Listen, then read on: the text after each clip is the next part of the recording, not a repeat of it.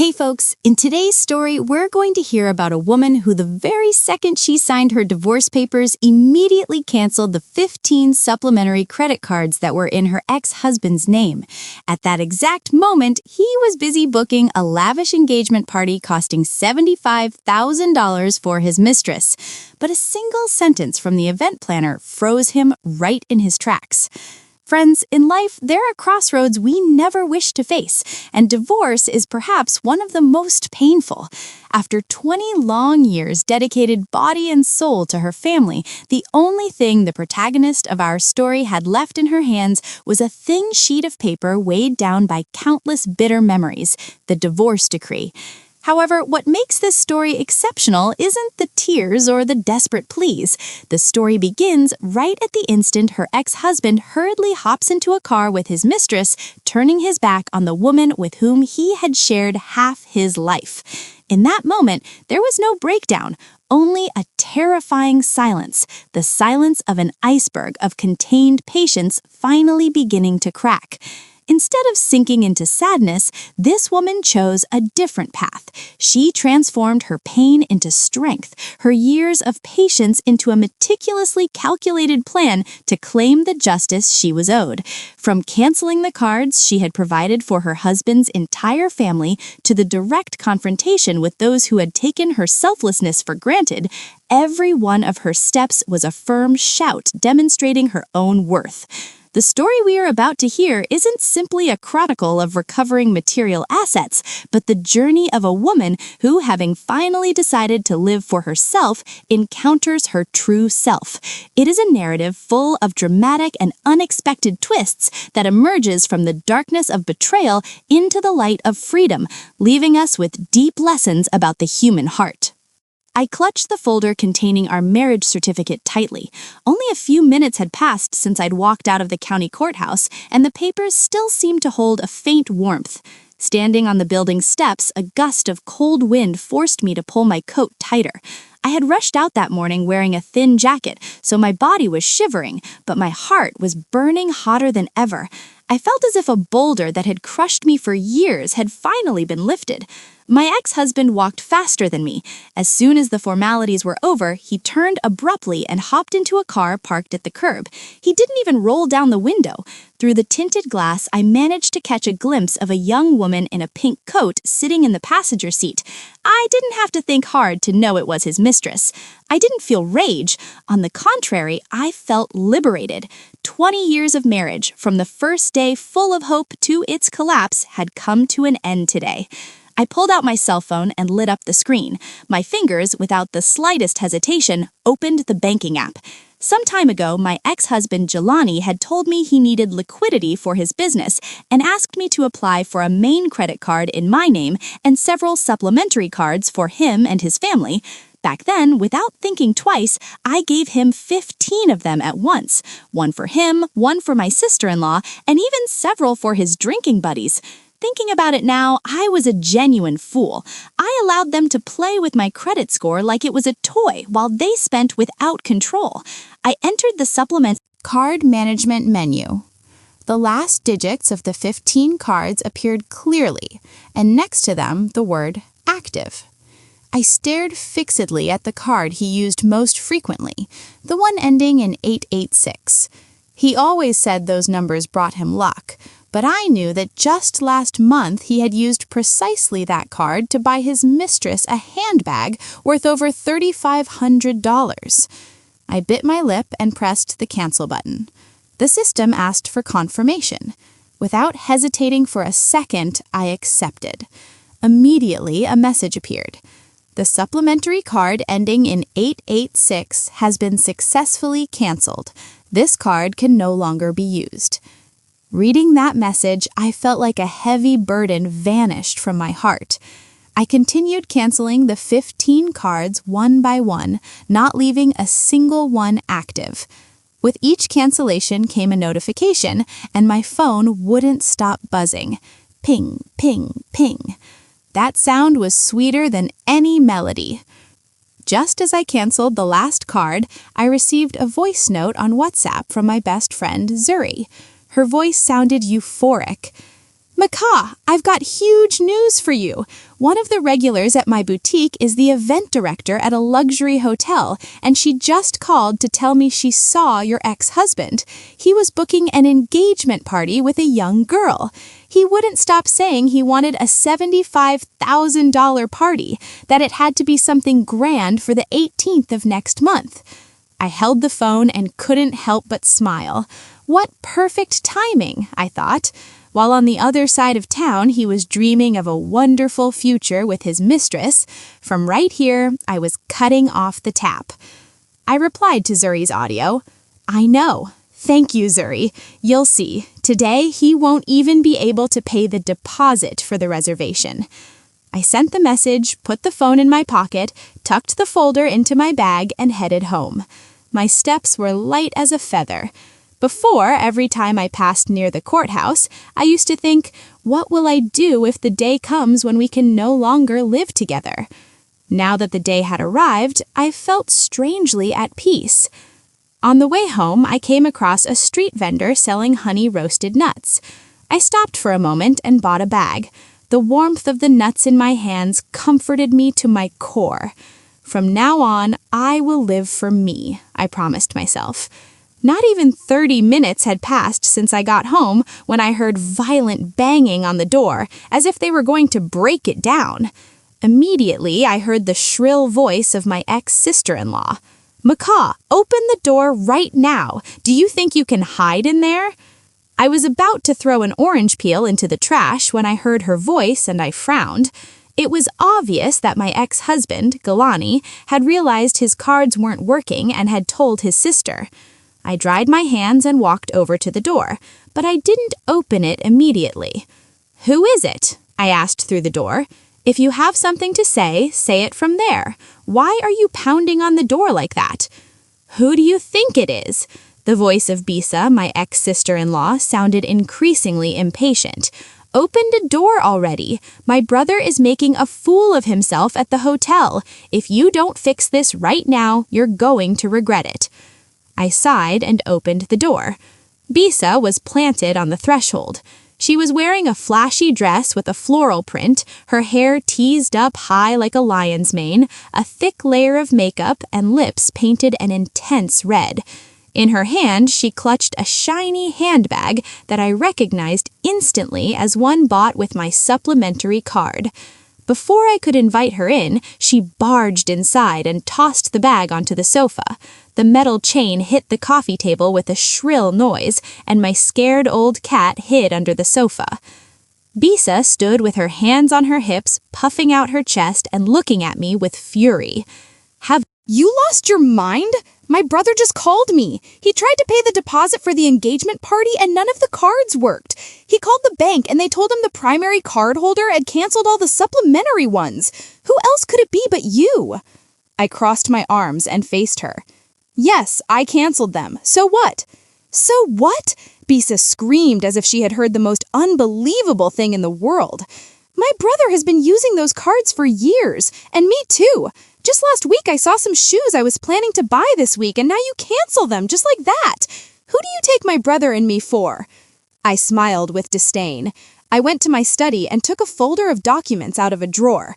They were the original contracts from when the supplementary cards were issued. I had always kept them as proof, just in case. I tossed the folder onto the coffee table and pointed at the text. Read it yourself. Right here, it says clearly that the primary card holder is me, McKenna Jones. The right to use the supplementary cards depends on the card holder.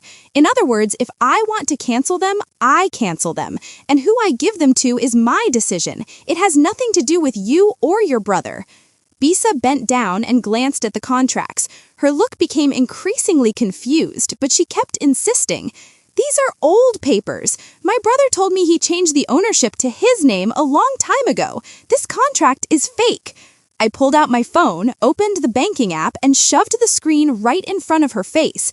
Look closely. The primary card holder is still me. When do you say the ownership changed? Let him bring a bank statement that proves it. If he manages that, not only will I reactivate the cards, but I will also apologize. If not, stop making a scene here. Bisa was left speechless. Her face went from red to white. A moment later, she softened her tone a bit, although her resentment was still obvious. Okay, let's suppose the cards are yours, but my brother has lived with you for 20 years. How can you be so cruel? He's about to start a new life and you leave him unable to pay even the deposit for his engagement party. Don't you think about the embarrassment he'll face in front of everyone? Thinking about my 20 years of humiliation, rage invaded me. And did he think about embarrassment when he went to book a $75,000 party with his mistress? Did he think about being cruel to me when he was siphoning off our joint assets to spend them freely on her? I've lived 20 years with him, saving every last penny. I've barely bought myself a piece of clothing over $50. He sure had a great time buying handbags for his mistress without blinking. Now that he's out of money, he remembers me. Too late. Bisa took a step back at my words. With reddened eyes, she suddenly reached for a glass on the small table. It looked like she was going to smash it. I quickly stopped her and pointed to the door. Don't you even think about it. I'll call the police right now. Let them come and decide if my crime is canceling my own cards or if the crime is yours coming to my house to threaten me. And then I'll make sure all the neighbors in this subdivision come out to see the show of how your family harasses people. Bisa's hand stopped in midair. She looked at me, then looked toward the door, and finally kicked the floor. She grabbed her bag from the sofa and said through gritted teeth, "You'll see. I'm telling my mother. When she finds out about this, she won't leave you in peace." With that, she turned around and left. The slam was so loud the walls shook and a painting wobbled. Looking at the dented doorknob, I squeezed the glass I had in my hand tightly. The water had gone cold, but my heart was firmer than ever. If Bisa had left, it was certain that my mother-in-law would come. The problems looming ahead wouldn't be few, but I was no longer afraid. From the moment I canceled those 15 credit cards, I decided I wouldn't endure any more humiliations. I went to the sofa, picked up the folder of contracts Bisa had thrown, and put it back in the drawer. I put a little more food out for my old cat. He came out from under the sofa and rubbed against my legs. I crouched down, stroked his head, and thought, no matter how difficult the days ahead are, I have to live well for myself. Not even 30 minutes had passed since Bisa left when there was a knock at the door again. This time, it wasn't violent banging, but a very rhythmic knock. Each knock seemed to weigh a ton, as if trying to crush my heart. I was petting the cat, who had curled up in my lap. As soon as I heard the knocking, I knew it was my mother-in-law. I left the cat on the sofa, got up, and went toward the door. Before opening, I heard her voice from outside. Mach yelled, "Open the door. It's me. Bisa told me she came earlier and made a scene. I've come so we can talk things over calmly." She spoke softly, but her usual authoritarian tone hadn't changed. I undid the deadbolt. As soon as the door cracked open, my mother-in-law pushed it and entered. She was still wearing the dark green wool coat I had gifted her 2 years ago, and a gray head wrap. In her hand, she held a cloth bag that seemed to contain something heavy. She walked into the house without taking off her shoes, leaving muddy tracks on the floor I had just mopped. I looked at the dirty footprints and felt a pang of annoyance, but I said nothing. After all, she was an elderly person. I decided to listen to what she had to say. My mother-in-law didn't look at me. She went straight to the center of the living room and set the cloth bag on the coffee table. With a dull thud, several apples rolled onto the floor. She dropped onto the sofa, purposefully occupying the spot where I usually sat, and patted the armrest. Mach yelled, "Come sit here. I want to tell you a couple of things seriously." I dragged over a chair and sat facing her. I placed my hands on my knees and waited for her to speak. My mother-in-law let out a long, deep sigh, as if carrying all the injustices of the world. Bisa called me crying a while ago. She told me you canceled all the supplementary cards. Jelani couldn't pay the deposit at the hotel and had to beg people just to get a ride home. Tell me, how could you act in such an inconsiderate way? I didn't answer. I waited for her to continue. Seeing my silence, she went on. Jelani made a mistake, yes. Cheating on you with that girl is his fault, but all men when they're young can do something foolish. Besides, you've lived together for 20 years. There's some affection left, isn't there? How could you cut him off like that? He's used those cards for years. If you cancel them all of a sudden, what kind of image is a businessman like him going to project?" Hearing this, I couldn't help but frown. Mother-in-law, he didn't do something foolish. He committed adultery, and those cards are in my name. I cancel them when I want. It has nothing to do with the image he wants to project.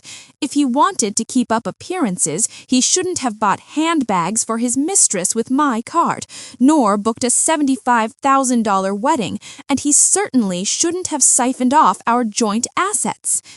What a way to talk! My mother-in-law slammed the table hard. The teacup sitting on it rattled.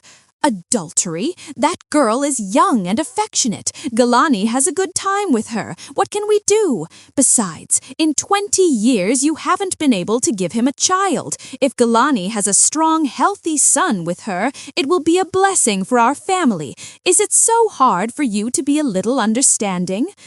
Those words infuriated me completely. I got up, went to my study, and took out of the drawer the folder of receipts I had kept, the ledger of household expenses, the invoices from the construction supply business, and the proof of the transfers my ex-husband had made to his mistress.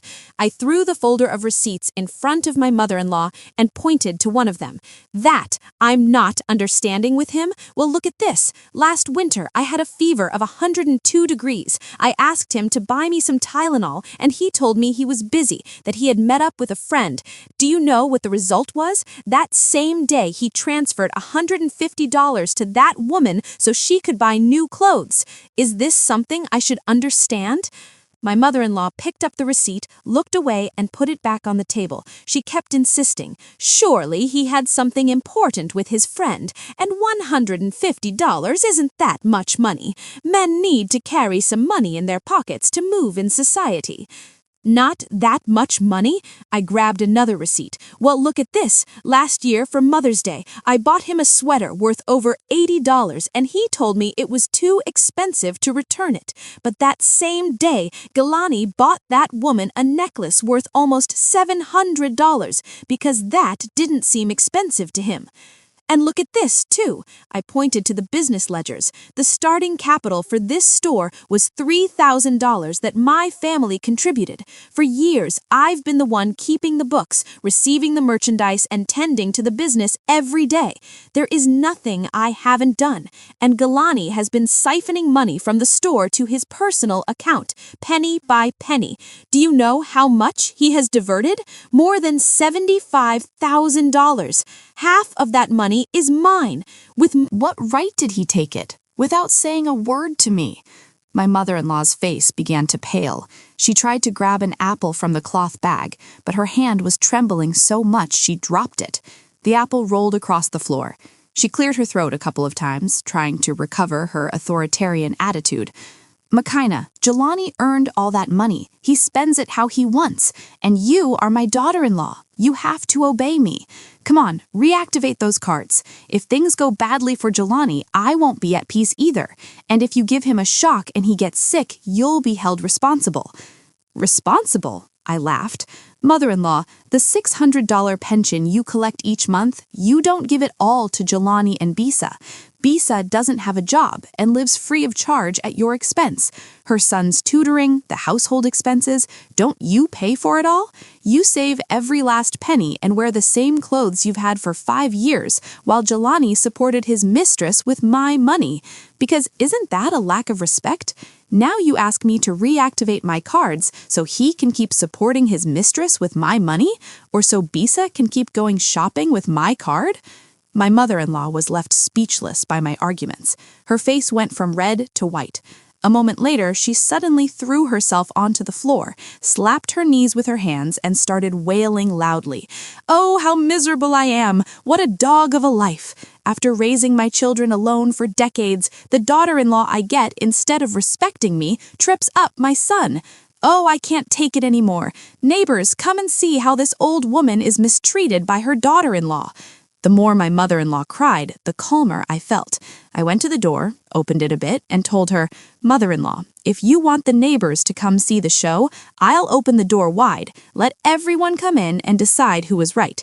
Let's see if the crime is canceling my own cards, or if it's Jelani who has committed adultery and siphoned our assets. Let's see if I am disrespectful, or if it is you who defends your son at all costs and mistreats your daughter-in-law. If you don't want to lose your dignity, let's speak clearly." My mother-in-law's crying stopped abruptly. She raised her head, looked through the crack in the door, and then glanced outside. Panic was reflected in her gaze. This subdivision was full of long-time neighbors. If something happened in a house, the whole neighborhood found out. If my mother-in-law made a scene, the ones who would look ridiculous wouldn't be me, but her and Jelani. My mother-in-law got up slowly, dusted off her clothes, and shot me a murderous look. "You've grown bold, Makaina. Now you've grown wings. You dare to talk back to me? You'll see. Jelani won't forgive you for this."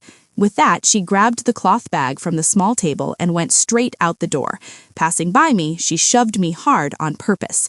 I didn't Move. I simply looked at her. Upon reaching the door, she ran out without changing her shoes and slammed it even harder than her daughter had. I locked the door, looked at the apples rolling on the floor and the folder of receipts on the table, and let out a deep sigh. The truth is, confronting my mother-in-law made my heart tremble a little too. After all, she was an elderly person, but thinking about my 20 years of humiliation, I couldn't take it anymore. I picked up the apples from the floor and put them in a fruit bowl in the kitchen. I organized the folder of receipts and put it back in the drawer. The old cat approached and rubbed against my legs. I sat down, stroked his head, and whispered to him, "Don't be afraid, I'm here now." I knew that after my mother-in-law, my ex-husband would come. The problems looming were many, but I was prepared. No matter what tricks they used, I wouldn't let myself be humiliated like before again. I would recover what was mine and make them pay for what they had done. In the afternoon, I called Zuri and told her about my mother-in-law's visit.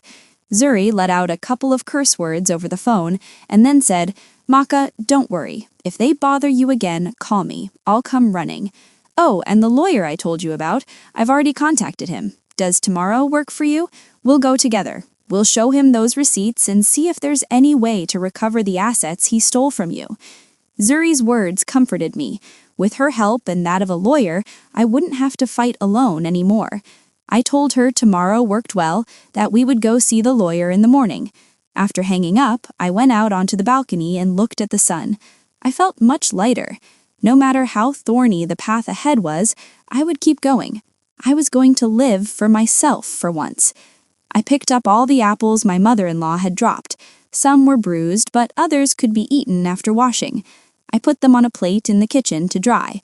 While I wiped a stain off the coffee table, the old cat curled up at my feet, occasionally rubbing his head against my pants. He seemed to know something had happened in the house and was quieter than usual. Just at that moment, my cell phone rang. The screen of the phone lying on the living room table lit up. It was my ex-husband's number. My fingers paused for an instant. I knew what had to come had arrived. Neither his mother nor his sister had achieved anything, so it was obvious now it was his turn to intervene. I put down the cloth, walked over, and picked up the phone. But I didn't answer immediately. First, I activated the recorder. Since the little number his sister had pulled, I had decided I should record everything they said as proof, so they couldn't deny anything later.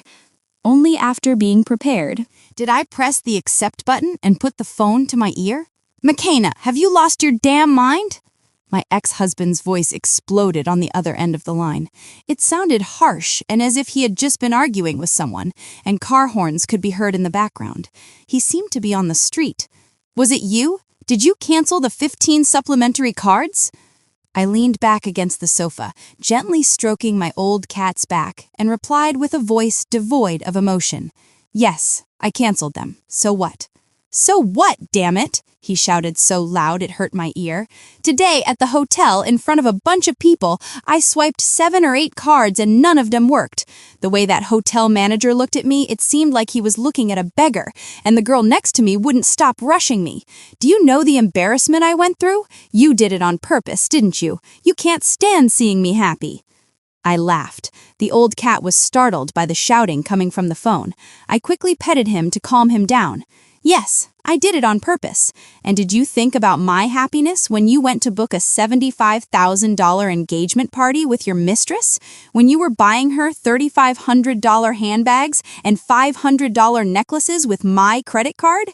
Didn't you think that I was still wearing an old coat from 3 years ago when you siphoned more than $75,000 from the supply business to your personal account?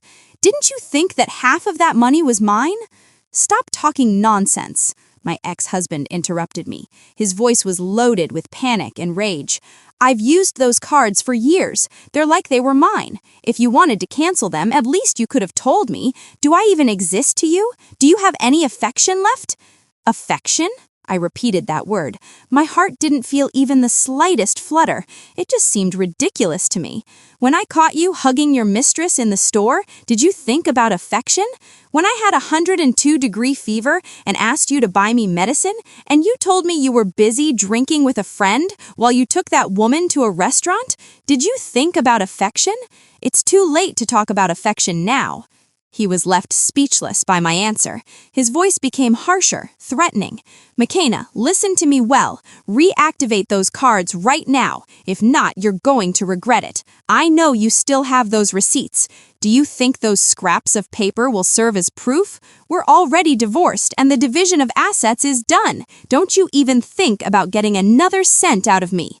I held the phone and listened to his screaming. The little red dot of the recorder blinked, registering every one of his pleasantries. I said calmly, "Whether the division of assets is done or not isn't decided by you. I've hired a lawyer, and tomorrow I'm meeting with him. We'll see then.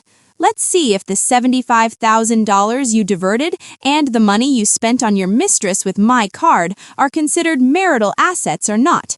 And don't even dream about me reactivating the cards. They're mine, so I give them to whoever I want.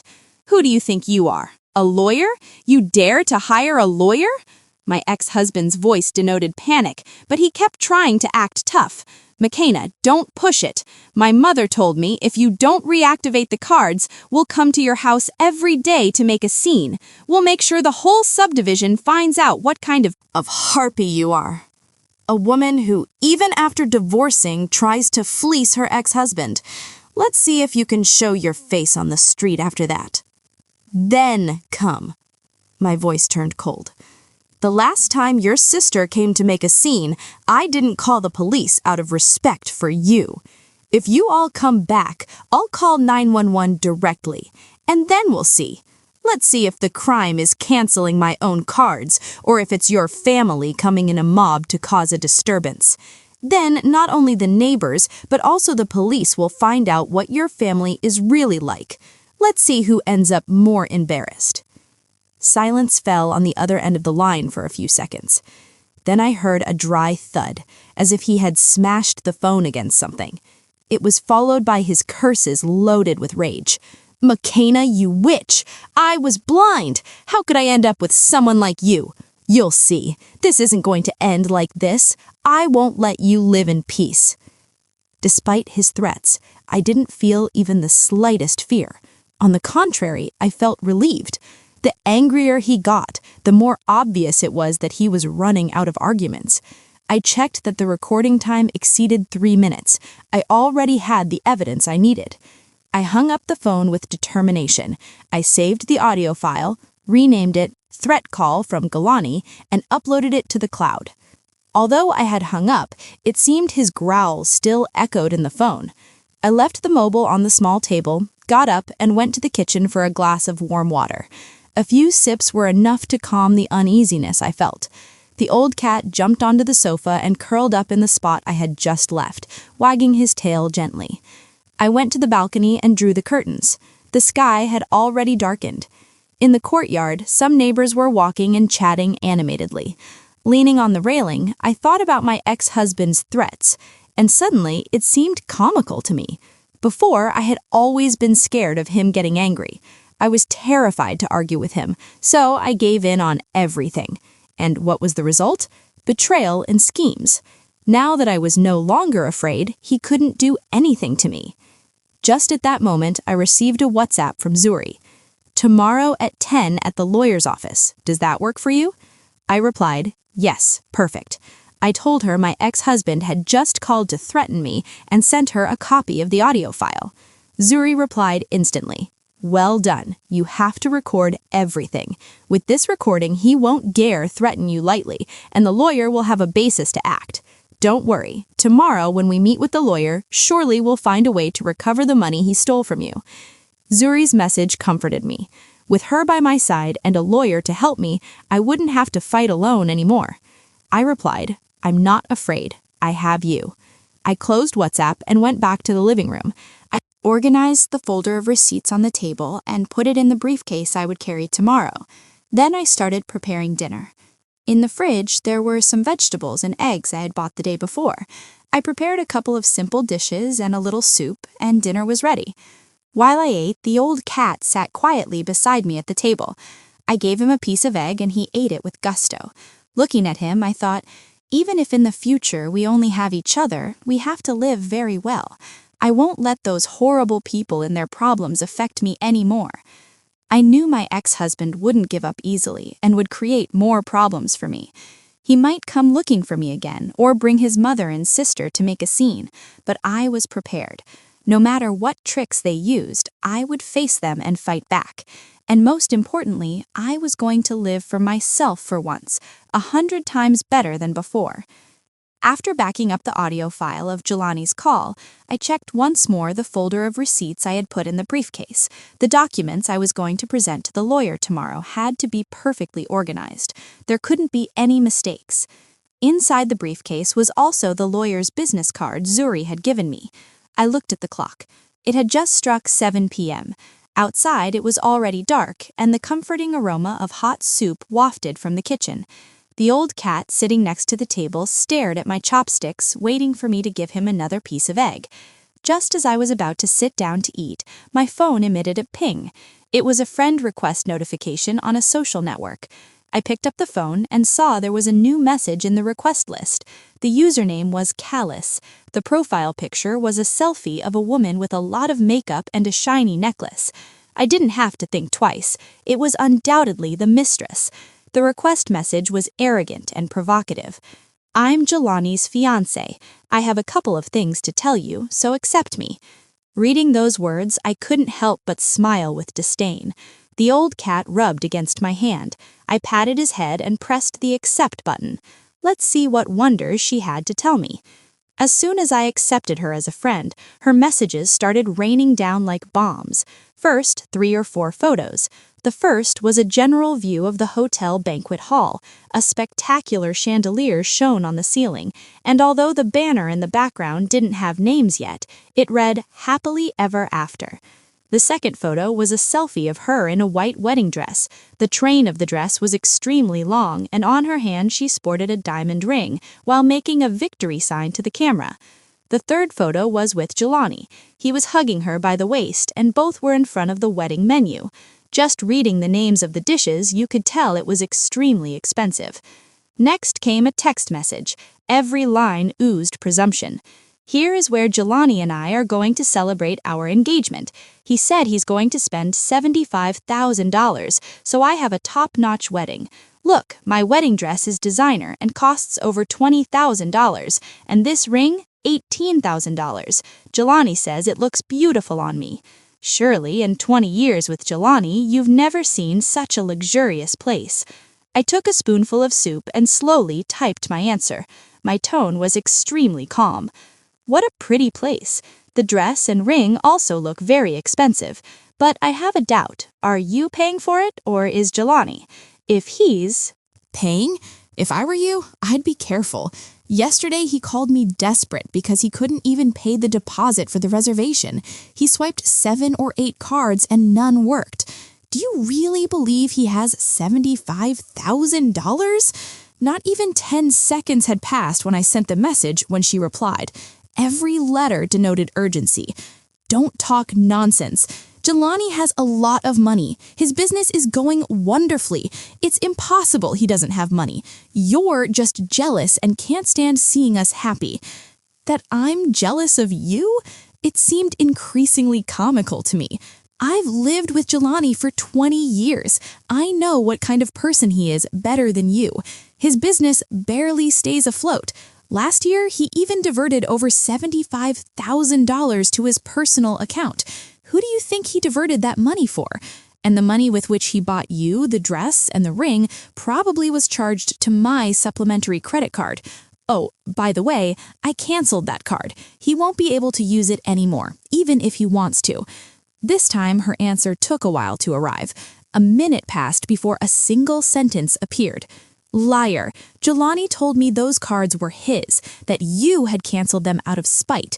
And he also told me that in the divorce, the division of assets was already closed, so don't even think about getting another cent out of him. Division of assets closed? I put down the phone and sent her a screenshot of the bank statement I had saved previously. Look at this.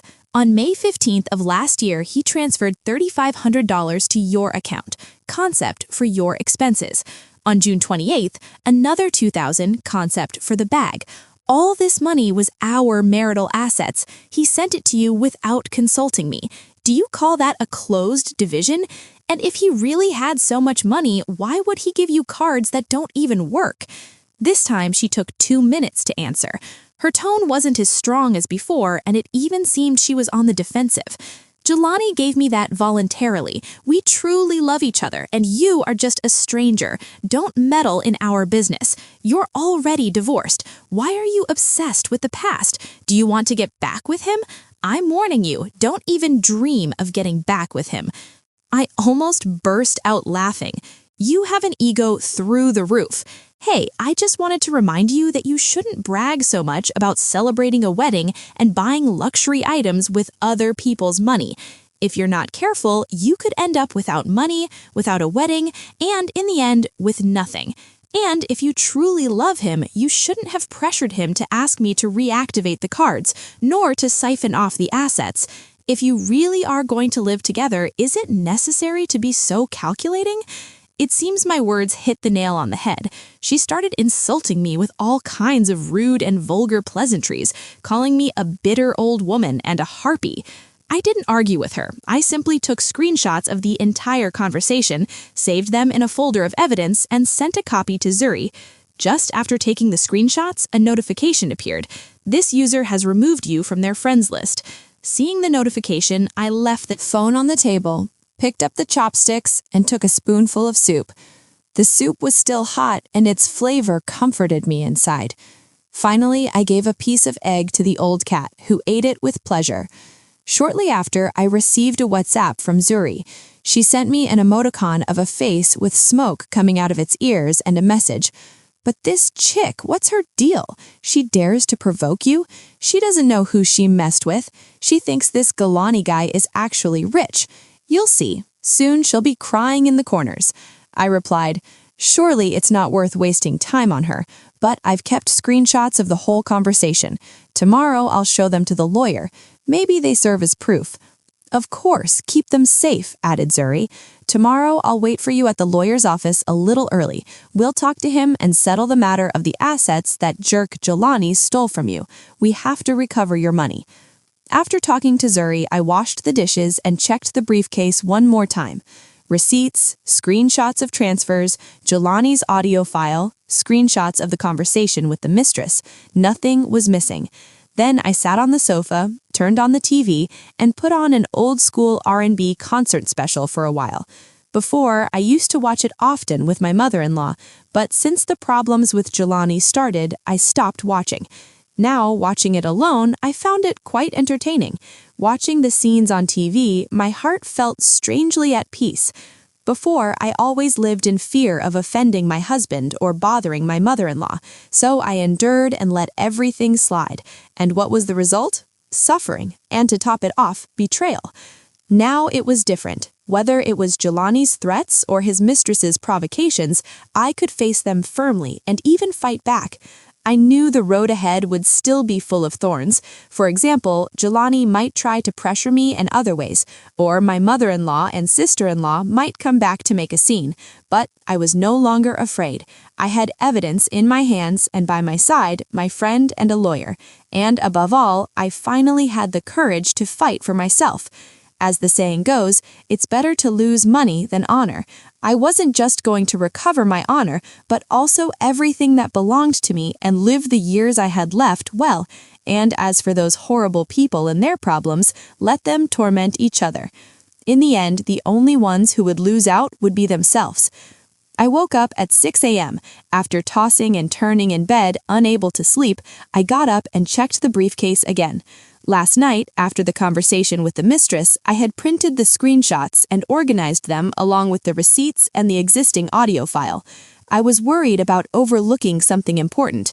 My old cat wandered around the living room, occasionally rubbing his head against my hand as if he wanted to encourage me. 7 a.m. I finished getting ready and left the house. I had arranged to meet Zuri on the street corner. She was already there, wearing her usual red jacket, holding 2 warm breakfast sandwiches. As soon as she saw me, she gave me one. "Here, eat. I just bought it at the cafe downstairs. Later, when you meet with the lawyer, you'll have a lot to talk about. And if you're hungry, you won't have strength." I took a bite of the sandwich. The intense flavor of the country ham comforted me to my soul. No one like you. With the mess of the papers, I had forgotten to eat breakfast. Always so scattered. "To face people like that, first you have to take care of yourself," said Zuri as we walked. "The lawyer I found for you is totally trustworthy. He specializes in post-divorce asset disputes. Last year, he handled the case of the neighbor next door and got them to return all the assets they had stolen from her." While chatting, we arrived at the lawyer's office. It wasn't very big, but it was spotless. On the walls hung several plaques of appreciation with phrases like "defender of justice" and "wholehearted service." The lawyer was already waiting for us in his office. He seemed to be in his early 40s. He wore glasses and had a very serene appearance. Upon seeing us enter, he got up quickly and invited us to sit. "Come in, please sit down. Have a glass of water and tell me everything calmly." I handed him the briefcase. I was a little nervous and clenched my fists. "Counselor, please take a look at this. It's all the documentation I've collected. Family expense receipts, the ledgers from the construction supply business, and also proof of the transfers he made to his mistress. Everything is there." The lawyer took the briefcase, took out the documents, and examined them one by one with attention. Occasionally, he underlined some lines with a pen. In the office, only the sound of turning pages could be heard. Zuri and I waited in silence for him to speak. After about 30 minutes, the lawyer put down the documents, adjusted his glasses, and, looking at me, said, "You have prepared the documentation very thoroughly. Especially the business ledgers are crucial proof, as they record every income and expense. You say he diverted $75,000. According to these books, between May and October of last year, he made a total of 5 transfers to his personal account, each of $15,000, totaling $75,000. Furthermore, these transfers were made before you divorced, so they are considered marital assets. Having made them unilaterally without his wife's consent is clearly an illegal act." I felt a knot in my stomach. "So, will I be able to recover that money?" I asked hurriedly. "I've heard there are people who, despite proving the asset diversion, end up recovering nothing." "You will be able to recover it, don't worry," affirmed the lawyer roundly. "The ledgers are impeccable, and we have proof of the transfers to his personal account. The chain of evidence is perfect. In addition to those $75,000, I see that since the beginning of last year, he made several smaller transfers, amounts between $700 and $1,500 each time, totaling over $7,000. This money must also be included in the calculation, and also the items he bought for his mistress using your supplementary card. You have the card statements, right? If we can prove those expenses were for her, they are also considered part of your marital assets, and you can demand the return of a portion. Hearing this, the stone crushing my heart finally seemed to vanish. The tension I felt dissipated greatly. Zuri, sitting next to me, also let out a sigh of relief and patted my hand. "See, I told you this lawyer was trustworthy. Now you can rest easy," the lawyer continued. "The next step is to obtain all the information from his personal account, that is, the account number, the bank where he opened it, and also the details of the bank account to which he transferred the money to his mistress. To get this, I can request a court order and have the bank provide us with the information directly. Aside from this, think if you have more marital assets, for example, the house, the car, or if he has other deposits or investment products. We have to be clear on everything and let nothing slide." After thinking for a moment, I said, "We bought the house together after getting married, and it's in both our names. We bought the car 2 years ago, and it's in his name. As for other deposits, I once asked him, and he told me he had no savings, that he invested everything in the business. Now I see, surely he hid it from me. Both the house and the car are marital assets, so in the divorce, they must be divided 50-50. Even if he wants to keep everything, it won't be easy for him," said the lawyer. "As for other deposits, I can trace the capital flow through his bank movements. If we have the statements, it's possible to follow the trail. Don't worry if he tries any tricks. The law is on our side. He won't be able to get away with it." I took out my phone and showed the lawyer the screenshot of Galani's personal account I had saved. This is his personal account. I saw it by chance on his phone and wrote it down. The mistress's account number I found in the messages they exchanged. Will it be of any use? The lawyer took the phone, glanced at it, and nodded. With this information, the process will be much simpler. Today, I will file the request with the court to obtain the investigation order as soon as possible. As soon as we have the results, we can file the lawsuit and demand the return of the assets he has diverted. When we finished the consultation with the lawyer, it was almost noon. We thanked him and left the office. On the street, the sun shone warmly, and my heart felt much lighter. Before facing my ex-husband's schemes, I had always felt alone and helpless. Now I realized that if I didn't give up, if I counted on the help of my friends and the protection of the law, there was nothing I couldn't overcome.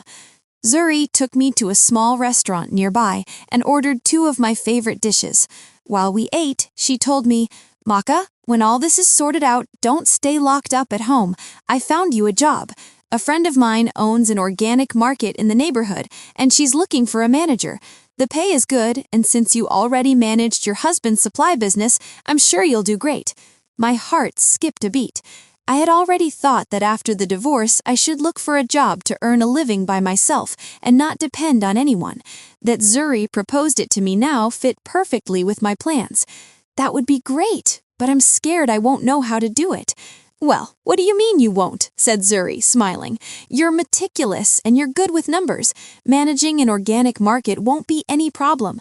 My friend says she'll teach you herself for a few days. How to choose the merchandise, how to preserve it, you'll learn right away." Listening to Zuri, my worries dissipated greatly. She continued, "My friend says if it sounds good to you, tomorrow you can stop by the store to talk. If you like it, you can start working next Monday. You don't have to decide now, but at least go take a look." Sounds perfect to me. A stone was lifted from my heart. Before, I had always worried about being left without a job and without income after the divorce. With this opportunity, I didn't have to be afraid. Zuri took another folder out of her bag and handed it to me. "And the papers you prepared with the lawyer, I made copies. There are several. One for the lawyer, another for you, and the rest as backup in case they're needed later. I also spoke with the lawyer. The request for the investigation order is already underway and will take about 3 or 4 days to come out. As soon as it is, he'll call you." I took the folder. Inside, the documents were perfectly organized and each copy was labeled receipts, transfers, audio backup. Seeing all this, I felt deep emotion. "Zuri, thank you so much. Without you, I don't know what I would have done." "What nonsense are you saying?" said Zuri, smiling. "We've been friends for 20 years. How could I not help you at a time like this? You helped me too when I had a hard time. Now it's my turn, and that wretched ex-husband of yours and his family need to get what they deserve. We can't let them get away with it." Then Zuri took my phone and opened the audio file. "Oh, and the audio you recorded of Jelani and Beza threatening you. I've uploaded it to the cloud. I put a password on it so no one else can see it. Don't worry. If they bother you again, keep recording. All that is evidence the lawyer can use." I nodded. I felt much calmer. With a friend like Zuri helping me, a trustworthy lawyer, and a job in sight, I was no longer the submissive housewife of before. In the afternoon, Zuri accompanied me to the Yammer. Organic market. The place wasn't big, but it was spotless. The vegetables and fruits were organized with the arrival date clearly visible. The owner, a woman in her 40s, was very kind. As soon as she saw me, she smiled. "You're Zuri's friend, right?" She told me. "You're very meticulous, that you're good with accounts and management. I need a trustworthy manager, so if it sounds good to you, we can work together." I talked with the owner. She explained the daily operation of the store. For example, in the morning, you have to go select fresh vegetables and fruits. At noon, restock the products. And in the afternoon, take inventory and keep the books. They were tasks similar to what I did in the supply business, so I felt I could do it. Upon finishing talking, I told her, "Boss, I accept the job. Next Monday, I start." The owner was very happy and took my hand. "That's great. With your help, you'll take a huge weight off my shoulders." Leaving the store, Zuri grabbed my hand and smiled. "See, I told you you could do it. Now everything is on track. You have a job, the evidence is being collected. From now on, things can only get better." Looking at the people coming and going on the street with the sun shining warmly, my heart filled with hope. Before, I thought divorce was the end of the world. Now I realized that if I didn't give up and counted on the support of my friends, there was no obstacle I couldn't overcome. Returning home, I left the job offer and the document folder on the coffee table. The old cat jumped onto the table and sat next to the folder, as if protecting my evidence. I stroked his head and thought, next Monday I start working. I have to strive and live well. I'm going to live for myself for once. I won't let those horrible people and their problems affect me anymore. At night, I sent a message to the lawyer to inform him that Zuri had helped me organize the documents and to confirm again the matter of the investigation order. The lawyer replied, "Don't worry. As soon as the order comes out, I will contact you. Then we will go together to the bank to check the account information and ensure you recover your assets." The lawyer's message gave me even more firmness. Now I had a job, friends, and the protection of the law. I no longer had to fear Galani and his family. I knew the road ahead could still be difficult, but I was prepared. Whatever happened, I would face it with courage and move forward. On Sunday morning, I was returning from the organic market where I had been learning the trade. The owner, who was a sweetheart, had spent the whole morning teaching me how to choose the freshest vegetables. For example, she explained that I had to look at the moisture of the leaves and the firmness of the stems. She also taught me to preserve fruit by covering it with a damp cloth and changing the water twice a day. It stayed fresh 2 or 3 days longer. With a bag full of vegetables and apples the owner had given me, my heart was calm. Thinking that on Monday I officially started working made me feel that finally there was hope in my future. Just when I reached the entrance of my house, the phone rang. It was Galani's number. I frowned. I hesitated a moment and answered. After all, the issue of the assets wasn't resolved yet, so if he was looking for me, surely it was about that. "McKenna, it's me." The voice on the other end of the line was completely different from usual. There was no arrogance or threats, but a soft tone, almost pleading. "Do you have a moment? I wanted to talk to you about the assets issue and the misunderstandings we've had. Let's see if we can talk it over properly without always being defensive." My heart skipped a beat. Instinctively, I knew he was up to no good. He, who before insulted and threatened me, now showed himself so kind.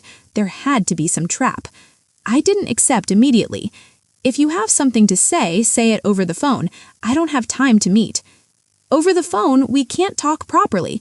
Let's meet in person," he said hurriedly. I know I messed up. I shouldn't have argued with you, nor let my mother and sister go make a scene. I found a quiet coffee shop near your house, just half an hour. We talk properly." But it was spotless. On the walls hung several plaques of appreciation with phrases like "defender of justice" and "wholehearted service." The lawyer was already waiting for us in his office. He seemed to be in his early 40s. He wore glasses and had a very serene appearance. Upon seeing us enter, he got up quickly and invited us to sit. "Come in, please sit down. Have a glass of water and tell me everything calmly." I handed him the briefcase. I was a little nervous and clenched my fists. "Counselor, please take a look at this. It's all the documentation I've collected. Family expense receipts, the ledgers from the construction supply business, and also proof of the transfers he made to his mistress. Everything is there." The lawyer took the briefcase, took out the documents, and examined them one by one with attention. Occasionally, he underlined some lines with a pen.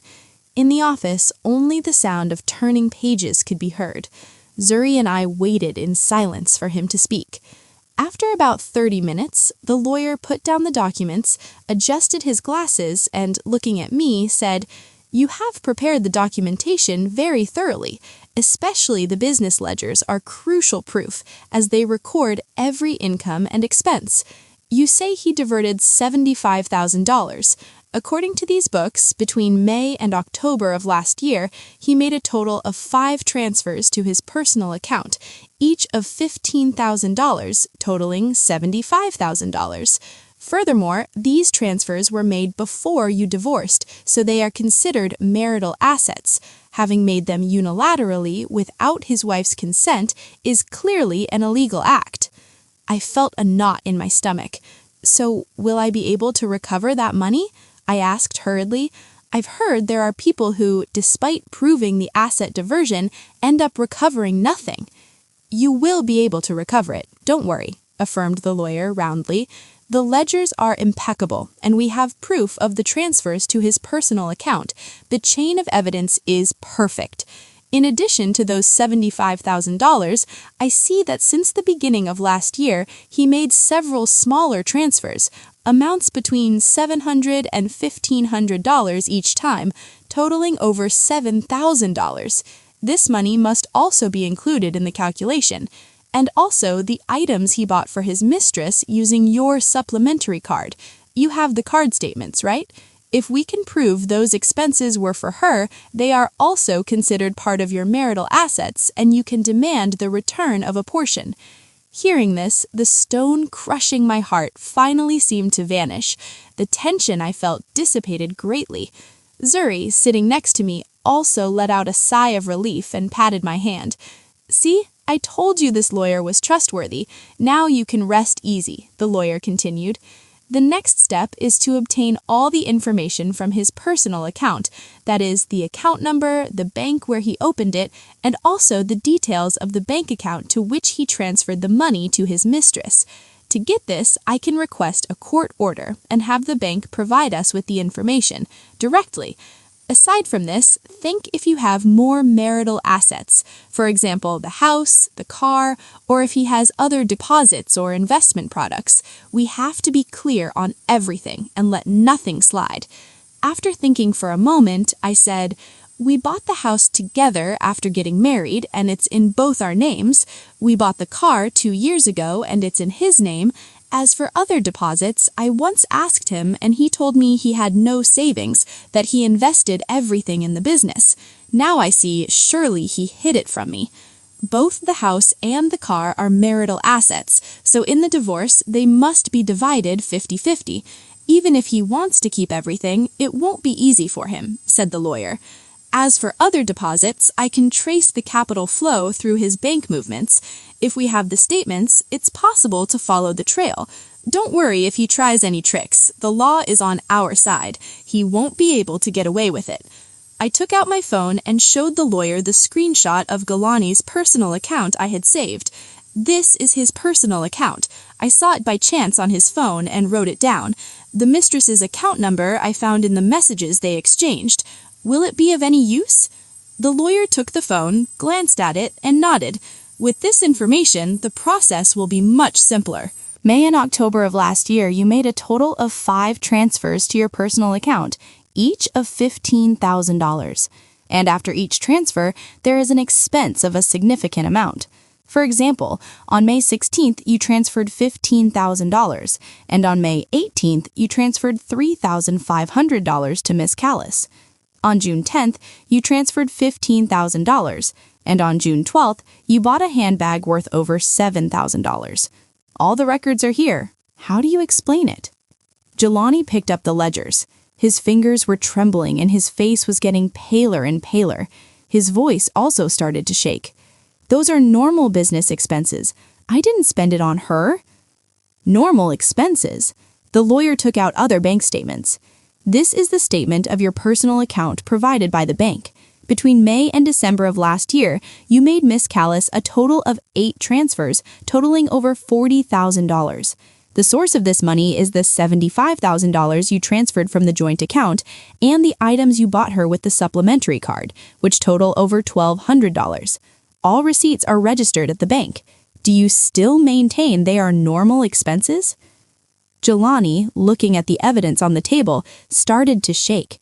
His kind attitude had completely disappeared, and his voice had become louder. Micaiah, do you really have to go this far? What do you gain by fighting me for a miserable $75,000? After all, we were married. Can't you yield a little? Yield? I looked at him. My heart didn't feel even the slightest flutter. If I yield, who yields to me? I lived with you for 20 years, saving every last penny, while you cheated on me. You diverted our assets and treated me like a fool, and now you ask me to yield? Do you really believe that's possible? The lawyer continued. Mr. Jelani, according to the law, during the marriage, if one of the spouses unilaterally disposes of or sells marital assets at the time of divorce, they may receive a smaller share or even receive nothing. You have diverted $75,000 of marital assets and used them for the benefit of a third party. It is a clearly illegal act. Currently, my client demands the full return of the $75,000 and the division of the house and the car. If you do not agree, we will file a lawsuit. Then, not only will you have to return the money, but also cover the court costs, and your credit history will be affected. Jelani's face went completely white. He slumped in the chair, looking at the evidence on the table, and was left speechless for a good while.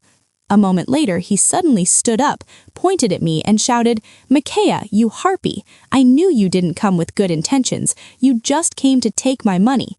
You'll see, this isn't going to end like this. With that, he grabbed his jacket and left, slamming the door. He didn't even pay for the coffee. Watching his pathetic figure walk away, I let out a sigh of relief. The tension I felt had completely dissipated. The lawyer put the evidence back in his briefcase and said, See, he was just trying to convince you to give up the assets. Good thing we had the proof. He didn't get away with it. The next step is to wait for the investigation order, obtain his account information, and present it to the court so they return the money as soon as possible. Leaving the coffee shop, the sun shone warmly. My heart was strangely at peace. Before, I had always been scared that Jelani would try some trick. Now, with a lawyer and the evidence in hand, no matter what means he used, I could face him. I sent a message to Zuri and told her what had just happened. Zuri replied instantly. Well done, he needs to get what he deserves. Let him know you're not stupid. On Monday, when you start working, I'll stop by the store to cheer you on. Reading Zuri's message, I smiled. The me of now was no longer the weak and easily fooled housewife of before. I had the support of my friends, the protection of the law, and a new job about to start. I firmly believed that from now on, things could only get better. I wouldn't let those horrible people and their problems affect me anymore. I was going to live for myself, for once, in a truly brilliant and free way. Returning from the coffee shop, I held the folder with the impeccably organized evidence. As soon as I entered the house, the old cat ran to greet me, rubbing against my legs and meowing. I left the vegetables the store owner had given me in the kitchen and put a little more food out for the cat. Watching him eat with his head down made the discomfort Jelani's little number had left me dissipate little by little. Just as I finished tidying up, I received a call from Zuri. As soon as I answered, she asked, "How did the meeting with your ex-husband go? He didn't try any nonsense, did he?"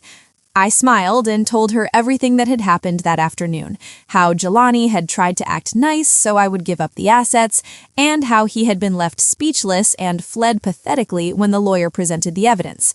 Zuri, listening to it, laughed out loud. "He deserves it. Let's see if he drops those smart aleck airs. Oh, I have to tell you something. The hotel manager I told you about, the regular customer at my clothing store, came to buy today, and I brought up the subject of your ex-husband's engagement party. Turns out he's in charge of that event, so he knows all the details of the reservation. Do you want me to ask him for anything specific?" My heart skipped a beat. I had already thought that if I managed to know the time, place, and guest list, I could unmask Jelani right at the engagement party in front of his friends and relatives. That I could now obtain the information from the hotel manager was a golden opportunity, but I hesitated a bit. He is the manager. Is it okay for him to reveal client information? After all, it's his job. I don't want him to have problems because of me. "Don't worry, I get along very well with him. He's not a rigid person," said Zuri, smiling. "Besides, hearing the story of your ex-husband, the adultery, and the asset diversion, he sympathized a lot with you. He said, 'Men like that need to be taught a lesson.' I've already arranged to meet him tomorrow at 3 p.m. at a tea shop near the hotel. He'll tell you all the details. You just have to go." The next day, I arrived at the tea shop 10 minutes early. I had just found a table by the window when I saw a middle-aged man enter wearing the hotel uniform, of average build with glasses. He had a very serene appearance. Undoubtedly, it was the manager. I got up quickly and greeted him. "Hello, director. I'm Zuri's friend." The manager smiled, sat down, ordered a tea, and went straight to the point. "Hello. Zuri has already updated me. Don't worry, within what the hotel rules allow, I will help you however I can. Your ex-husband's engagement party was booked on the 18th of last month. It will be held in the largest banquet hall of our hotel. It has a capacity for 50 tables, and each table costs $2,000, including venue rental service, the MC, and lighting. The total exceeds $75,000. I took out a notebook and wrote it all down. My conviction was getting stronger. "So, how much deposit has he paid, and when is the party?" "He has only paid $7,000 deposit." The manager took a sip of tea and continued. "According to hotel rules, for such a large event, the deposit must be at least 20% of the total cost, that is $15,000. But your ex-husband begged us, saying he had liquidity problems, and in the end we accepted the $7,000 with the promise that he would pay the rest in a week, but he still hasn't done it. The party is on the 18th of this month, 10 days from now. Yesterday, we called him to remind him, and he asked for 3 more days. If he hasn't paid by then, the $7,000 deposit will not be returned to him, and the party will be canceled." Hearing this, I felt great satisfaction. Jelani, unable to even scrape together the deposit, had promised his mistress a $75,000 party. Truly all talk and no action. I continued asking, "So, is the guest list closed? Who is going?" "He still hasn't given us the complete list, but we know some of the important guests," said the manager after thinking for a moment. He said he would invite more than 300 people, including big clients from the supply business, friends, and family. Oh, and he expressly asked us to reserve the best tables right next to the main one for the mistress's parents. I suppose he wanted to look good. I wrote everything in my notebook and asked again, "And the MC? Does the hotel provide one, or has he hired one?" "We provide him. He's our best MC. He has tons of experience," said the manager. "I've already put him on alert. I told him if anything happens to cooperate as much as possible. Of course, it can't be too obvious. After all, I'm from the hotel too." My heart filled with gratitude. "Thank you very much, Director. If it weren't for your help, I wouldn't have been able to know all these details." "You're welcome. I don't like men like that either." The manager smiled. "Don't worry. Within what doesn't break the rules, I'll help you however I can." "Oh, I have a copy of the reservation contract. It contains the signature, date, place, and detailed costs. I brought you a copy. Take it. You might need it." I took the copy of the contract. The content was exactly what the manager had told me, and included Jelani's scrawled signature. my conviction was even stronger. After chatting a little more and thanking him for his help, I left the tea shop. As soon as I left, I called Zuri and told her all the details. Zuri, listening to it, said excitedly, "That's great, now we know everything, and since he hasn't paid the full deposit, maybe the party won't even happen. And if it does happen, we can unmask him right there in front of his clients and friends." "That's right, and I have a copy of the contract with the signature and costs. When I show it, everyone will realize he's a fraud," I said, smiling. After hanging up, I called my lawyer to explain the situation and ask if it was okay to present the evidence right at the engagement party to unmask Jelani. The lawyer, after listening to me, said, "No problem, but you must do it with moderation. You can't disturb the hotel's order, or you could have problems. The best way is when the MC asks the couple if they truly love each other, you stand up and present the evidence. That way, without causing a ruckus, you will achieve the maximum effect." I noted the lawyer's advice. In my head, I already had a plan. The day of the party, at the most important moment, I would appear with the evidence and reveal everything. Jelani's adultery, the asset diversion, the unpaid deposit. I would make him and his mistress look ridiculous in front of everyone, and let everyone see his true face. Returning home, I kept the notebook and the contract copy in the briefcase, along with the other evidence. The old cat jumped on the table and rubbed against my hand, as if he wanted to encourage me. I stroked his head. My heart was full of confidence. If before Jelani and his family had tormented me, now it was their turn to pay for it. During the following days, while I familiarized myself with the work at the organic market, I waited for the results of the lawyer's investigation order. The store owner and employees were all very kind. Despite knowing my situation, they didn't judge me. On the contrary, they always helped me, so I had more time to prepare my plan. Every night upon returning home, I checked the evidence one by one to make sure nothing was missing. The transfer statements, the credit card receipts, the reservation contract, the recording of Jelani's threats, the recording of the scandal involving his mother and sister, the screenshots of the conversation with the mistress. Nothing was missing. I knew those were my weapons, and with them, I could completely rip the mask off Jelani and his mistress. 3 days before the party, I received a call from the lawyer. The investigation order had already come out, and they had gone to the bank to check Jelani's account information. Of the $75,000 he had diverted, $40,000 had been transferred to the mistress, and the other $35,000 he had used to pay gambling debts. Not only had he cheated on me, but he was also a compulsive gambler. It was an unexpected discovery. If I revealed this at the party, the humiliation would be even greater. After hanging up, I looked at the evidence on the table. My heart was firm. I knew that in 3 days, the day of Jelani and his mistress's supposed happiness would also be the day of their complete humiliation. I waited anxiously, the day when they would pay a fair price for their actions. I was organizing merchandise in the store. My hands were still damp from the apples I had just cleaned. The ones that had arrived that morning were very fresh and red. Following the owner's instructions, I was separating those with any small bruise to sell the cheaper ones to the elderly in the neighborhood. Suddenly, the phone in my apron pocket vibrated. I took it out and saw it was Jelani's number again. I knew it instantly. He had smelled something. Only 3 days left until the party. Just yesterday, the lawyer had called me to tell me that in addition to the $40,000 transferred to the mistress, they had traced $3,500 in cash that Jelani had withdrawn and that had ended up in a casino's account. It was proof that he had used that money to pay gambling debts. I printed that proof and filed it with the other documents. My intention was to release everything at the party so as not to leave him any room to maneuver. I dried my hands and went to a corner of the store to answer. As usual, I activated the recorder. With him, every precaution was too little. "McKenna, what are you plotting behind my back?" The voice on the other end of the line was a scream that drilled into my ear. He sounded harsher than when he was discovered in the toffee shop, and in the background, the mistress's reproaches could be heard. Surely they were arguing about the deposit. "I'm warning you, don't you think about coming to my party and make a scene. Don't even dream about it. If you dare set foot there, you're going to regret it." I leaned against the doorframe, watching neighbors enter and leave the store, and lowered my voice on purpose to seem scared. "What are you talking about? What time am I going to have to make a scene? I'm working at the store every day now. I don't have a free minute. How am I going to have time to worry about your things?" "Don't give me stories."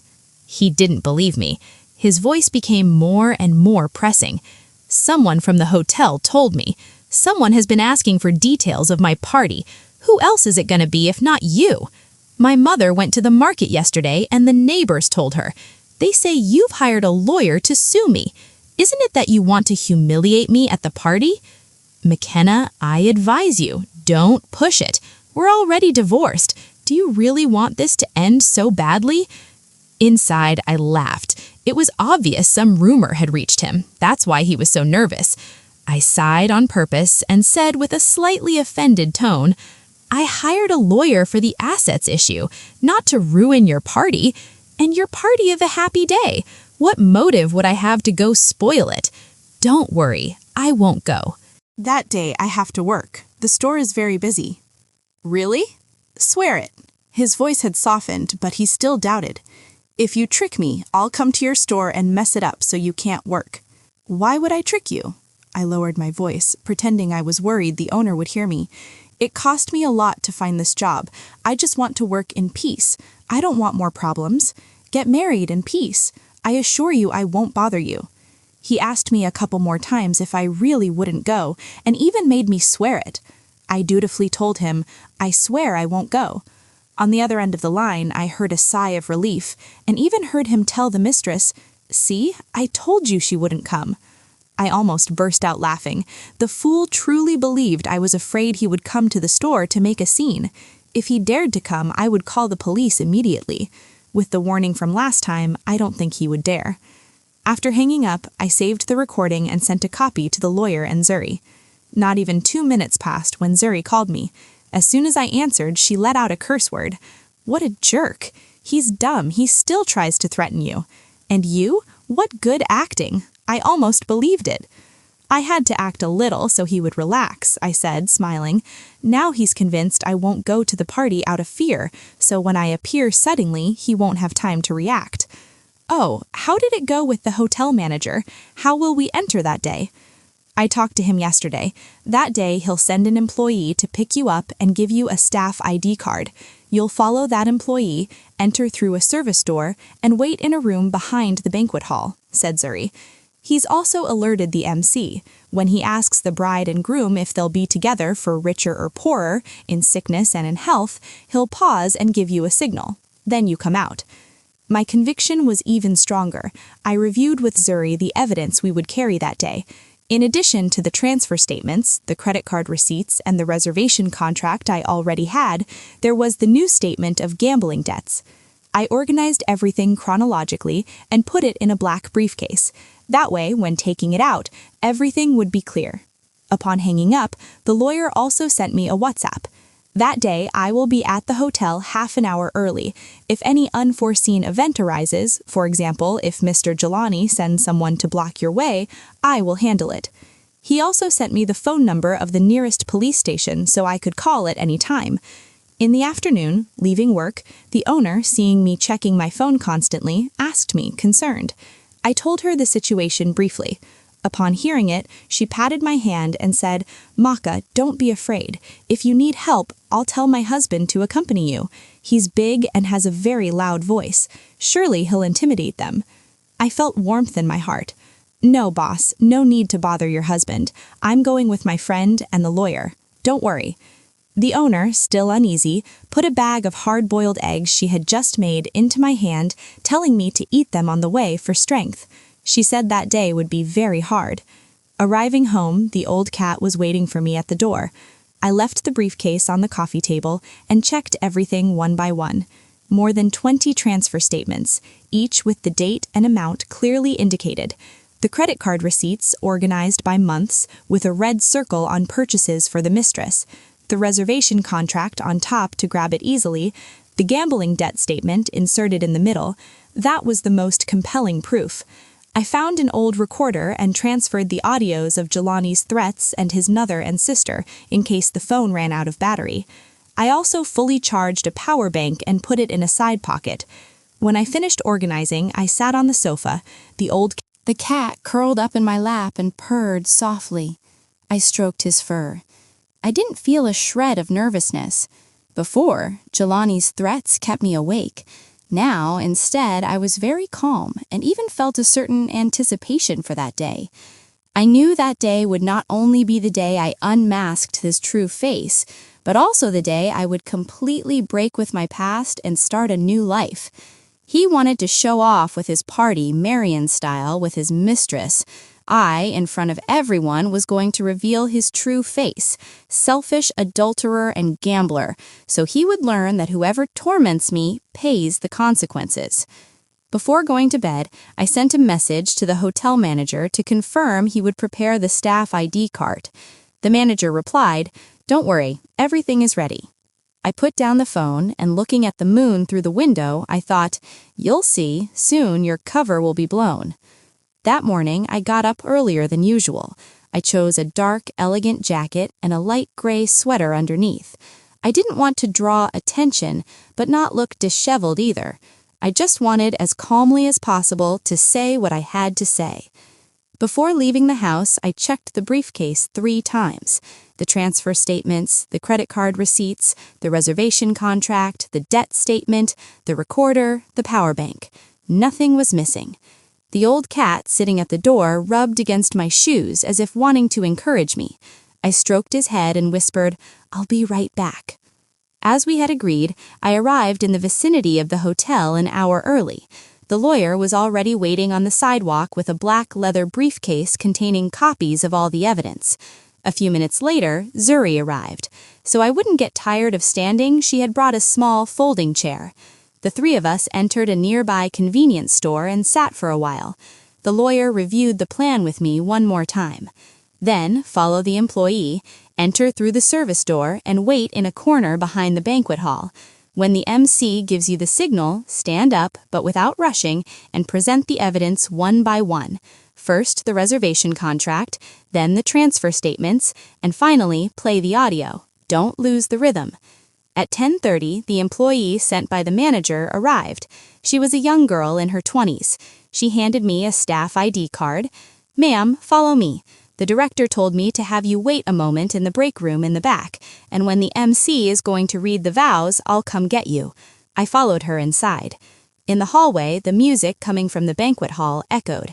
A mix of cheerful songs and guests' laughter created a very lively atmosphere, a total contrast to the heavy briefcase I carried in my hand. The break room wasn't big, just had 2 sofas. The girl poured me a glass of warm water. "Don't get nervous. The director told me if anything happens to call him." I nodded and took the glass. My hands were a little cold, but my heart was steady. The ones who should be nervous weren't me, but the couple on stage performing a farce.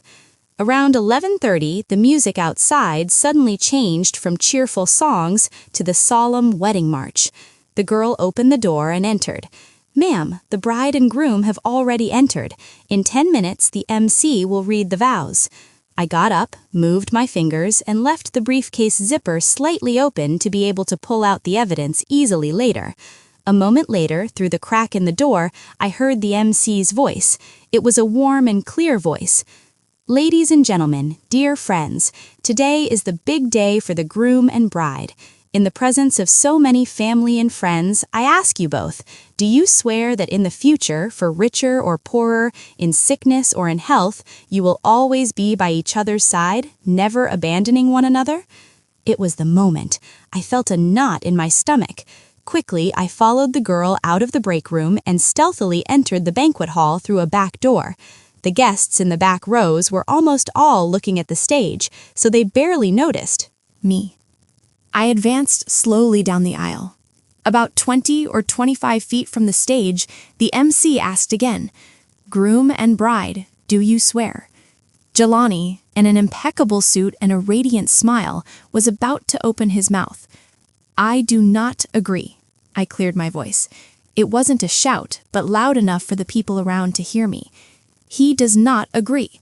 He hasn't even paid the deposit for this party. With what right is he going to swear not to abandon anyone?" My words caused a deathly silence in the hall. The music stopped and all eyes fixed on me. Jelani's smile froze on his face.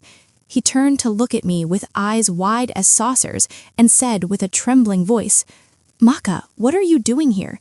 You said you wouldn't come and you believed it." I advanced step by step until I stood below the stage. I took the reservation contract out of the briefcase and showed it to everyone. "Look at this contract here. It specifies clearly that the total cost of this party exceeds $75,000 and that the deposit to be paid was $15,000. But he's actually only paid $7,000, and as of today, he still owes the remaining $8,000. Yesterday, the hotel was calling him to claim them, warning him that if he didn't pay, the party would be canceled. He told the bride he would give her a $75,000 party and told everyone he was a successful man, but in reality, he couldn't even gather the deposit. If this isn't deceiving you, what is?" Below the stage, a commotion broke out immediately. The guests began to murmur. "Really? Celebrating a party without having paid even the deposit? What a fraud!" The mistress, in her white wedding dress, was about to have all her makeup run. She grabbed Jelani by the arm and whispered, "Jelani, is what that woman says true? You told me you had paid the full deposit." Jelani, nervous, pointed at me and shouted, "Liar! I paid it all a long time ago. That contract is fake. You just came here to make a scene." "Fake!" I took out the hotel bank statement where the deposit of only $7,000 was clearly recorded. "Look, this is the hotel statement. Only $7,000 have been deposited. Where did the $15,000 come from? If you paid it all, show the transfer receipt." Jelani's face turned red. He searched his pockets, but after a good while, he didn't pull out any proof. He couldn't. At that moment, my mother-in-law, who was sitting among the guests, stood up, pointed at me, and shouted, "Harpy, you came on purpose to ruin my son's party. You're going to get it." She tried to lunge at me, but the lawyer stopped her quickly. "Ma'am, please calm down. Let's talk things over calmly. If you try to assault my client, we will call the police." My mother-in-law, upon being stopped by the lawyer, threw herself on the floor again, ready to cry and scream. But this time, no one paid attention to her. All the guests were commenting on Jelani's story. I ignored my mother-in-law and took out another folder of statements, the proof of Jelani's asset diversion. And look at this. Between May and October of last year, he transferred a total of 5 times our joint assets, $75,000, to his personal account. Of that money, $40,000 he used to buy the bride, who was here present, handbags, necklaces, and the wedding dress. The other $35,000 he used to pay gambling debts. Surely you didn't know. Not only is he an adulterer, but also a gambler with quite a few debts. Those $75,000 were the money we had saved together, money my family contributed and that I earned with my effort managing the business. He diverted it without consulting me and used it for this. Tell me, do you think he has the right to pronounce the words, "I won't abandon you"? These words caused an even greater commotion below the stage. Some of Jelani's relatives frowned and commented, "Jelani gambles too? That's not right. And using his wife's money to spend on the mistress? How shameful." The mistress's face went completely white. She let go of Jelani's hand and said with a trembling voice, "You tricked me. You told me you had earned that money yourself, and on top of that, you gamble and have debts?" Jelani tried to excuse himself, but he stammered and couldn't articulate a word. Sweat was pouring down him. I took out my phone again, played the recording of his threats, and turned up the volume. "Listen to this. It's a call he made to me the other time to threaten me. If you don't reactivate the cards, I'll come to your house every day to make a scene, and I won't let you live in peace," he told me. And I also have the recording of his mother and sister coming to my house to break things. Tell me, does this seem like a way to get along? The insults and growls from the recording echoed clearly. The way the guests looked at Jelani changed from congratulation to contempt. An important client of the business stood up and said, "Jelani, I thought you were a decent person, and that's why I did business with you. But not only have you cheated on your wife, but you also gamble. This business is over." With that, he turned around and left. Other clients also stood up, shook their heads, and walked out. The mistress, seeing this scene, burst into tears, suddenly ripped the veil off her head and threw it on the floor. "It's over. You tricked me. You promised me a $75,000 party without having a dime. You're a scammer." She ran to get off the stage, but the hem of her dress caught on a chair and she tripped. The dust-stained dress looked pitiful. Jelani ran to help her, but she pushed his hand away and ran out crying. The guests below the stage also began to leave one after another. Some passing by pointed at Jelani and said, "What a shame. Better not to deal with people like that." My mother-in-law, sitting on the floor, cried, looking at the ceiling, and Bisa, next to her, with a pale face, didn't say a word. The MC on stage stood with a microphone in his hand, stunned. He had hosted countless weddings, but he had never seen such a chaotic spectacle. The hotel manager came out from the back, approached Jelani, and handed him a bill. "Mr. Jelani, the deposit is still pending, and now that the party has ended like this, you will have to be responsible for damages to the hotel. Several of the guest tables that have left haven't been touched, so you will also have to pay for the food." Jelani, looking at the empty banquet hall and then the bill in his hand, suddenly felt his legs fail him and almost collapsed, muttering, "It's over. It's all over." Seeing his state, I didn't feel a shred of compassion, only a lightness, as if I had completely liberated myself. I put the evidence back in the briefcase, looked at my lawyer and Zuri, and turned to leave. Passing by my mother-in-law, she was still crying. I didn't stop or look back. Those horrible people and their problems from this moment on had nothing to do with me anymore. Leaving the hotel, the sun shone warmly. Zuri patted my shoulder and said, smiling, "Makari, today you were great. You unmasked them completely." The lawyer also nodded. The timing and rhythm of presenting the evidence were perfect. Now he won't be able to deny anything. I let out a deep sigh and looked at the street in the distance. I felt light as a feather. The injustice that had crushed me for 20 years had finally dissipated today. The days left to me would no longer revolve around a horrible man and an evil mother-in-law. I wouldn't have to endure anymore. I could work in peace and live a life in peace. I was going to live for myself for once. That day, returning from the hotel, the sun shone warmly. Lengthened my shadow. Zuri gave me a bottle of iced tea. I opened it, and taking a sip, the cool and sweet taste ran down my throat, and I felt the bitterness accumulated over 20 years finally dissipate. The lawyer told me he would reorganize the evidence to request a forced execution order from the court, so Jelani would return as soon as possible the $75,000 he had diverted, the compensation for damages to the hotel, and the marital assets that still hadn't been divided, without missing a single cent. The three of us didn't stay long. We went to a small soul food spot and ordered 3 hot plates. While we ate and chatted, no one mentioned Jelani's family. They weren't worth it. About 2 weeks later, I received a call from the lawyer. The court had issued the execution order. Jelani had 15 days to return the $75,000 of marital assets and pay the hotel about $7,000 in compensation. As the party had been ruined, the hotel had to refund the deposit for some tables and clean up the mess. I asked the lawyer, "And if he doesn't pay, what happens?" The lawyer smiled and said, "Do you think he'll dare not to pay now? His supply business without customers closed a while ago, and he owes more than $7,000 in merchandise to a supplier. If he doesn't pay us, the court will seize the car that is in his name. Then he won't even have a way to get around." Later, I found out from neighbors that to pay the debts, Jelani sold the car for over $12,000. He paid part to us, another to the supplier, and with what was left, he couldn't even pay rent, so he ended up moving into a small, dark basement on the outskirts. Nothing to do with the ostentation of before. Someone saw him at the market in an old, faded jacket, hesitating in front of a stall of cheap vegetables. Nothing remained of that businessman. He tried to look for a job as a delivery driver, but no one wanted to hire him upon knowing his rumors of adultery and gambling. With his reputation on the floor, his future had also become bleak. The mistress, since leaving the banquet hall crying, didn't contact Jelani again.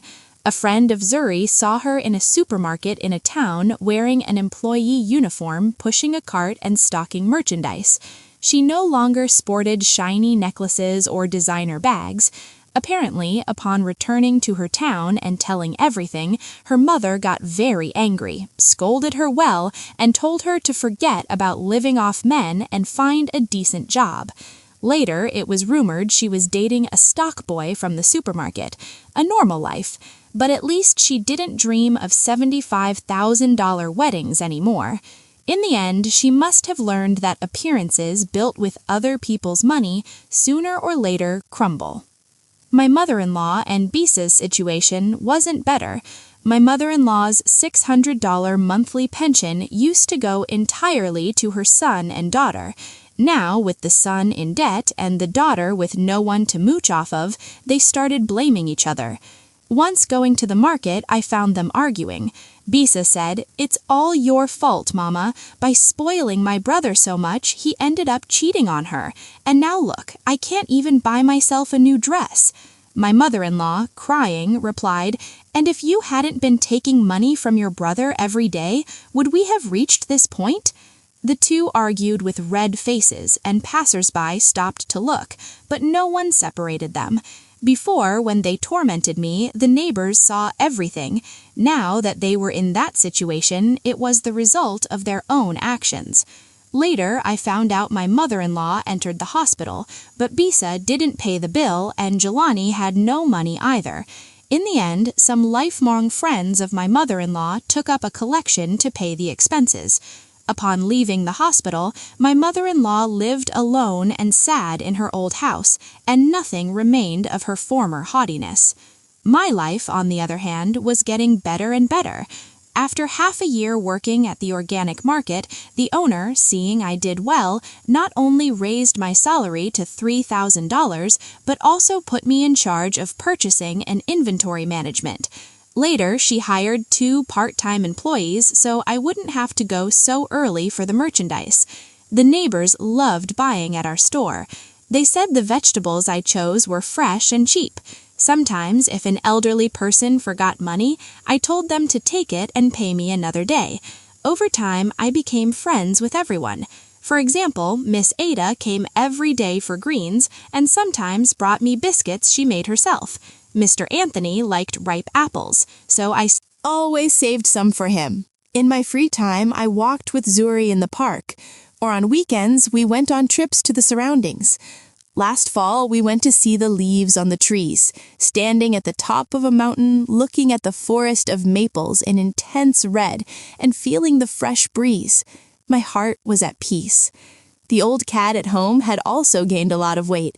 Every afternoon when I returned from work, he waited for me at the door, and as soon as I opened it, he ran to rub against my legs and sometimes brought me a toy to play with him. Before, my house was always full of arguments. Now, finally, I lived a quiet life. Once, Misa, chatting with me, told me her daughter was arguing a lot lately with her husband, that the son-in-law mistreated her and the daughter didn't dare defend herself. She didn't know what to do. After thinking for a moment, based on my experience, I gave her some sincere advice. First, whoever you live with, always keep receipts and house documents. Don't think, as I did before, that trust is enough in a marriage. When you have to defend your rights, those are the most effective proofs. If I hadn't kept the store ledgers and credit card receipts, I never would have recovered that money. Second, if you encounter someone who mistreats you, don't endure it. If you endure once, they'll take you for a fool, and next time they'll be worse. I used to endure my ex-husband and mother-in-law, and the result was that each time they crossed the line more. When I stopped enduring, called the police when I had to, and hired a lawyer, they couldn't do anything to me. Third, a woman at any age should have her own job. Having money in hand gives you security. If I hadn't worked in this store after the divorce, I wouldn't have had money to pay rent, much less to fight for the assets. Economic independence gives you a voice and stability in life. Fourth, a true friend is worth more than anything. During all this time, if Zuri hadn't found me a lawyer in a job, if the lawyer hadn't defended my rights, if the store owner hadn't taken care of me, I never would have overcome it. If you surround yourself with good friends and help each other in difficult times, life is much easier. And fifth, if a marriage is truly irreparable, don't cling to it. It's better to cut your losses. I endured 3 more years with my ex-husband, but the more I endured, the more injustice and pain I felt. After the divorce, I went through many difficulties, but the life I have now is 100 times calmer than before. Life is only a few decades. Don't torment yourself over someone who isn't worth it. Miss Ida, after listening to me, nodded. You're right. Before, I thought that by enduring a little, things would pass. But now I see they don't. The truth is, these words were lessons I had learned based on experience, mistakes, realizing what is important, and tasting pain to know how to live. Now, every morning I go early to the store, arrange the fresh vegetables and fruits. Seeing the neighbors come to buy and chat animatedly fills me with satisfaction. At night, upon closing the store and returning home, I prepare a bowl of hot soup, and the old cat keeps me company. Watching the streetlights turn on, I feel that life is really worth it. I know everything horrible I went through before was like a nightmare. Now the nightmare is over and dawn has broken. In the days I have left, I will live for myself in a truly happy and peaceful way, better than ever. And so, friends, Makaina's journey comes to an end where justice is not an abstract concept, but a palpable reality.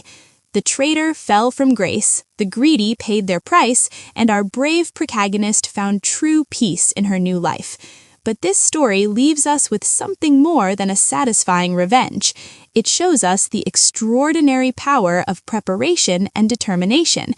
Makaina's victory was not the result of luck, but of a meticulously kept ledger. Carefully saved receipts and a record button pressed at the right moment, they were the silent weapons she accumulated during her years of patience.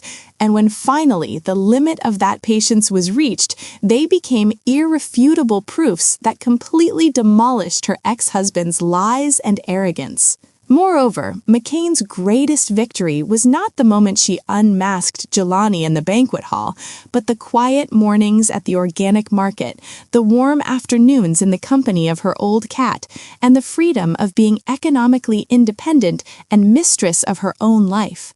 She demonstrated that the best revenge is not making the other suffer, but building for oneself a life several times happier.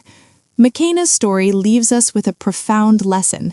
Never underestimate the silence of a woman, because when she decides not to endure anymore, her strength can move mountains and dry seas, and the light of truth will finally defeat the darkness.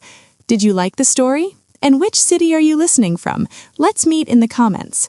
If you like the story, you can support me by sending a super thanks so I can keep bringing more stories like this.